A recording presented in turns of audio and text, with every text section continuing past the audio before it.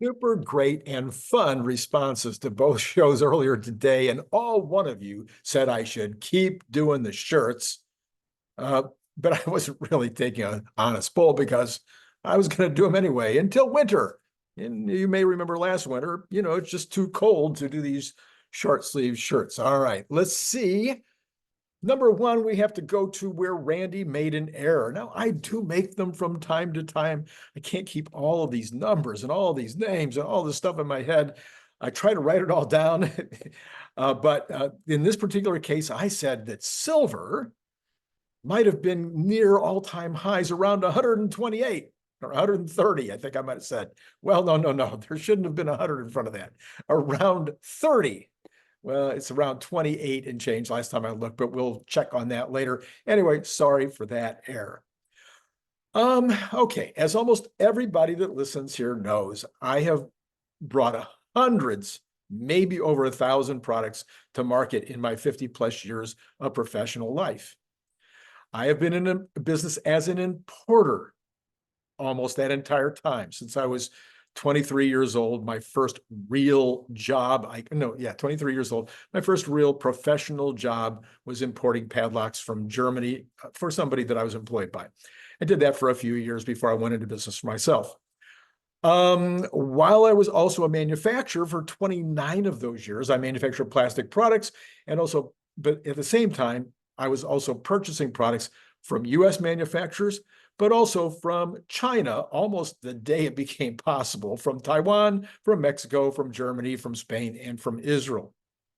So with that background in mind, allow me to give you and I've sold to, as you again know, I've sold to Target and Kmart and Toys R Us. Some of these names they're gone, they're out of business. Sears, I mean, you just go down the list, the US Army, I've sold, everybody, Ace Hardware.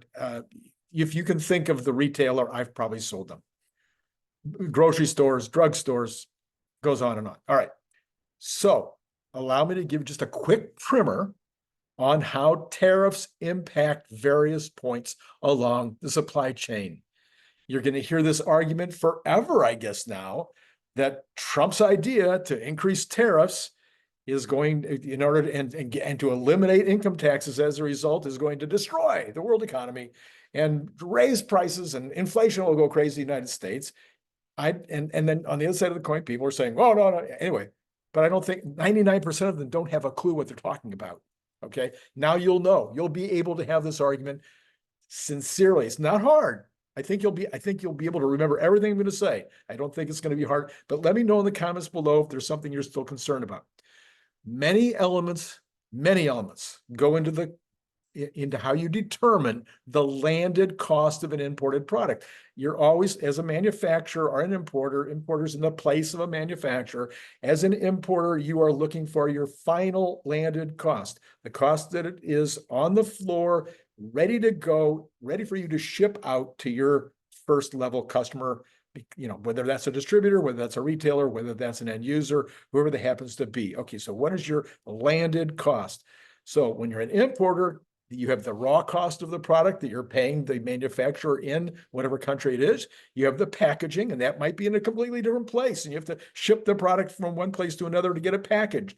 Then you have the transportation from wherever that's done to the dock. Then you got the quality control, because in most countries, you're not going to trust your manufacturer 100% to do the quality control. So you have somebody there that does the quality control. And that's also sometimes associated with a broker that's handling it at the dock. Now it goes to the dock. You've got maybe dock charges. You've got loading on the container.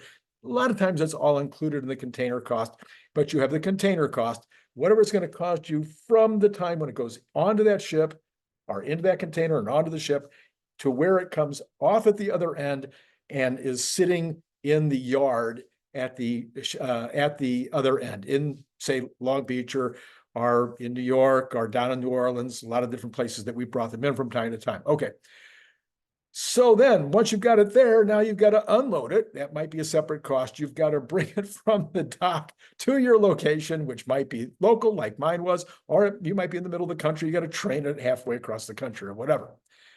On top of all of those costs, then you're subject to you have the possibility of fluctuations in currency. and the possibility of fluctuations in tariffs or duties. They're no different than any of those other costs. They're all part of your landed cost, and they're all part of what you have to decide. Now, the truth is, don't let anybody tell you differently. You paid the tariffs in this country, okay? If you're an importer, the United States government gets written a check. This is how much you're paying for the tariffs or the duties over here. That is paid here, goes to the U.S. government, okay? It's not paid by your Chinese guy, your Taiwan guy, or whoever no, they don't pay those tariffs or duties, but they're going to know what they are because that's going to be part of your negotiation. All right. Now, when you have your landed cost, now you have to go to market and you're going to figure whatever your standard multiple is. For me, as an importer, I usually figure 5 times from my landed cost to retail.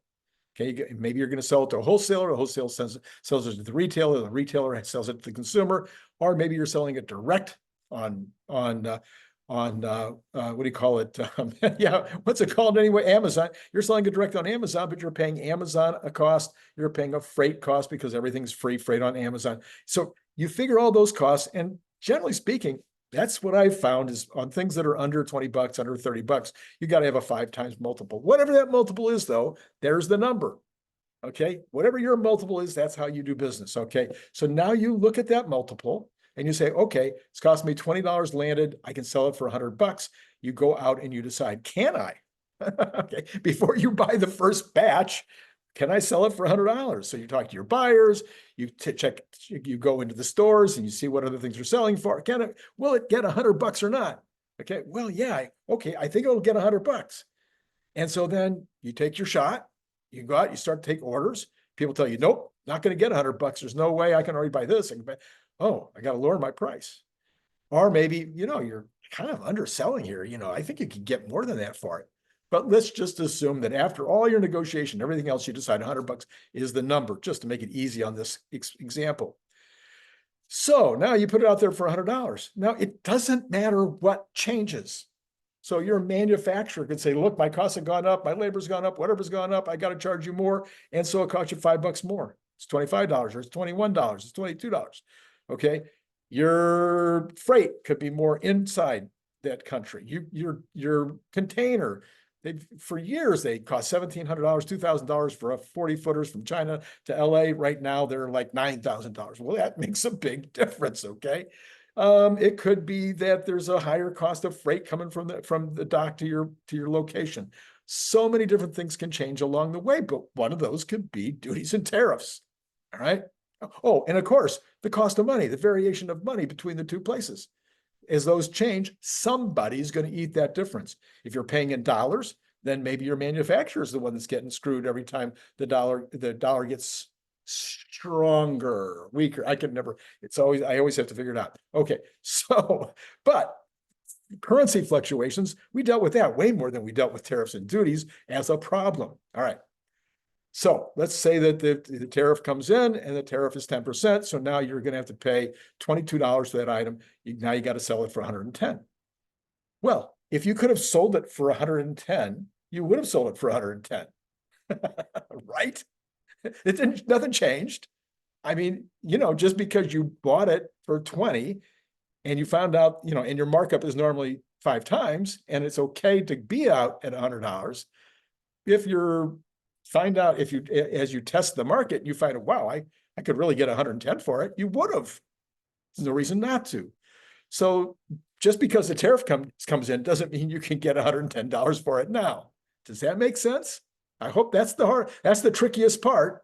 Okay. But it doesn't matter. It could be, and it happened last year after COVID. Right now, you've got high container costs. So importers are going, what do I do? Can I pass that along at retail? Probably not. Will my wholesaler own some of it? Maybe, maybe not. Do I have to eat some of the margin? I can't really do that. Should I just stop selling the product? Maybe. Should I outsource it to a different country? Maybe. Should I make it in the United States? Maybe. That's why I built water bottles. That's why I extruded my own water bottles and bought caps from another manufacturer. when I made my bicycle water bottles because it was better and made more sense to make them in the United States, not in China, not in Taiwan, not anywhere else. All right, so you can't just raise your price willy-nilly. So no, the consumer isn't going to pay the cost of the tariff. The price of the product is still going to be the most that the market will bear. $100 is $100. All right. Typically, what happens, quite frankly, is the manufacturer is the one that has to eat it if they want to stay in business. They have to find a way to make it less expensively. They have to find a way to cut their overhead. They have to do something because they want to keep the business. So almost all the time it goes down to the manufacturer. Now, sometimes there'll be a negotiation along the entire supply chain. Everybody wants to keep the business. So maybe I give up a nickel and the freight guy gives up a nickel and the container guy gives up a dime. So you can go all the way up and down the chain, and maybe you can find a nickel and a dime, et cetera, here and there to make up the $2. But at the end of the day, it's not the consumer, because the consumer has already told you what the market will bear.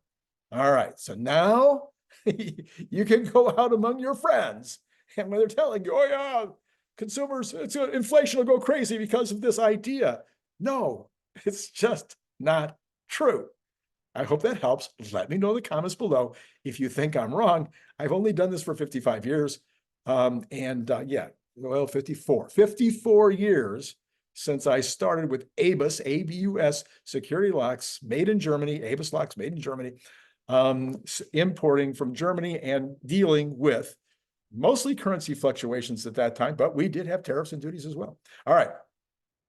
What's coming up this week? Well, the two biggest things impacting the markets this week will be the Fed meeting, but that's all the way to Friday. So nobody's going to, that's in Jackson Hole. It's an all-day conference of some kind, and there'll be things coming out of that conference. The other thing is going to be the Democrat convention in Chicago. Now, there's two things that are potentially going to happen there, and one of those is the normal stuff. That would be new proposals, new direction, new things that they say they're going to do or not do. Different kinds of people giving speeches, and a lot of that's going to make headlines, and we're going to be arguing about it all week, okay? And a lot of that could have an impact on the market. It could easily have an impact on the market if it's going to be substantial to the economy. The other thing that could happen is there could be really, really big time riots. A lot of people are suggesting that that could happen. So if we have really big time riots, that can also impact, what's happening in the stock market, depending on just how bad it gets. All right, so that's the two biggest things for the week, because it's not a really big week, but there are things in addition to that that I think warrant your attention. Number one, Fed Governor Christopher Walter, he has remarks on Monday. Then we have the U.S. leading economic indicators also on Monday. I'll get that to you tomorrow morning, first thing, when we have after the bell. I am a big fan of the U.S. leading economic indicators because I'm old and these used to be important. And there's certainly a lot of good stuff in there to learn, but mostly people have paid way less attention to them recently. It was up 0.2% last month, and it's supposed to be down. They're expecting it to be down 0.4% this month, and it's been down a lot over the last 2 years. All right, then on Tuesday, the Fed President Bostic, he will be speaking, and also Michael Barr will be speaking on Tuesday. So that's it on Tuesday. On Wednesday, we've got the minutes of the previous Fed's FOMC meeting. So we'll see, sometimes there'll be some kind of something in those minutes that nobody was quite understanding. It's just something slightly different, and it will impact the market, sometimes a lot. Then Thursday, we have the normal initial jobless claims happening, and they're expecting that to be up a tad at 230,000 from 227,000. That would still be a very low number, given that people like me think we're in a recession. But remember, a lot of times the labor numbers don't get really bad until the recession's well along. In my opinion, we're about 7 weeks into the recession, so labor numbers could stay up for another few weeks.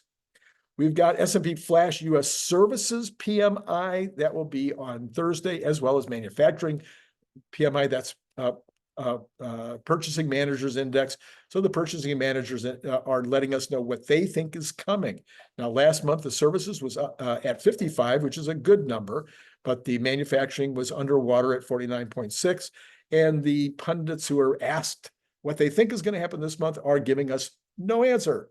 So we don't know what they think is going to happen. Then we have existing home sales also on Thursday. And last month it was at 3.89 million. And this month it is, they're projecting 3.95 million, which would really dry up a lot of inventory because nobody's building anything. So we'll see what happens with that.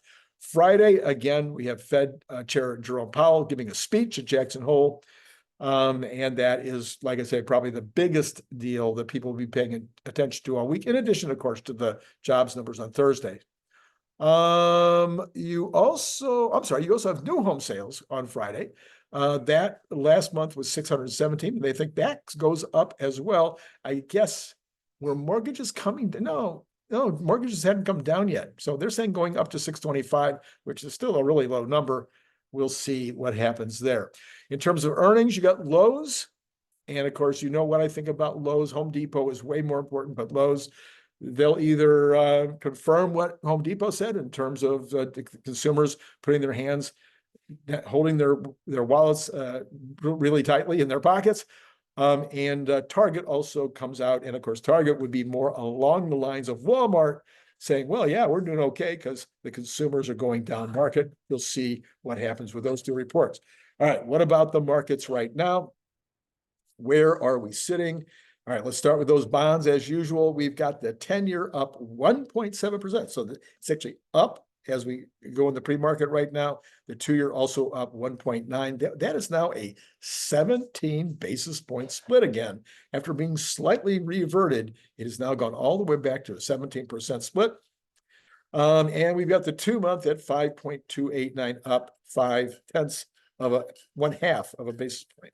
All right, and then we go to oil, which was down when I looked earlier. Let's see if it still is. Yep, 33 cents. 76.32 in Texas, and Brent is at 79.37, under that $80 figure. Natural gas coming back down again after really running up last week, but coming down strongly, down 0.89, almost a full percent here in the pre-market at $2.10 and a little change. Now we got gold up 670, sitting at 2,544. As mentioned earlier today, that is an all-time high, but somebody pointed out that it needs to get to 3,000 before it will be an all-time high, including inflation. So interesting to note. And silver now back up to 29, up 0.61 in the pre-market. Copper up also 0.19 at $4.15. The dollar down against the euro, but not very much, call it unchanged, but is up nicely against the yen at 0.22%, almost, well, yeah, 0.22. All right. Bitcoin down 1,033 at 58,437. Made a run for that 60, but not going to get there. Then in the equities, we've got the Dow up 50, or 0.12. We've got S&P up 9, or 0.16. And the NASDAQ up 51.75, or 0.26. So what would that tell us, if anything, about tomorrow morning? Well, I guess it would tell us that there's a pretty good chance that Tesla could be shooting for that 220 number again. According to the technical analysts, it needs to break through a hard resistance at 220 in order to move up beyond and into, let's say, the 270 range. Now, that's a couple of technical analysts that Wall Street particularly follows. I've seen other people with other numbers, but that is the ones that I've noticed recently. What do I think? I think that slowly but surely between now and 10:10, we will go to 265. I'm sticking with that. And it might go, it's going to go up and down a lot in between now and then for various, pieces of news that come along. Right now, not a lot of news, as you can tell. Tesla itself, it's been very hard to find much news about the company itself the last few days. All right, so as mentioned, however, this morning's shows, everybody seemed to really like them. So if you didn't see them yet, I mean, really, there's so much comment, and everybody's basically, I think, having a very good time. So I'll put both of those up. I'll put a card for each of those up for this morning. Tomorrow morning, regular day, Brian White at the noon hour, and Larry Goldberg for the evening, when we talk about the good news of the day. And then somewhere, probably Tuesday, Brian Wong will be on because he's going to talk about X and XAI. You don't want to miss that. So what are you going to do? Hit like. Have you done that yet? Subscribe. Yeah, that's good. Good, good. Okay, got that? Okay, got subscribe. Now hit notify, because then you'll, okay, you know what to do. All right, and then drop on down and, you know, throw a couple of bucks my way down there in Patreon. It's been great talking to you. If I can find the button for getting out of here. What's going on? Here we go.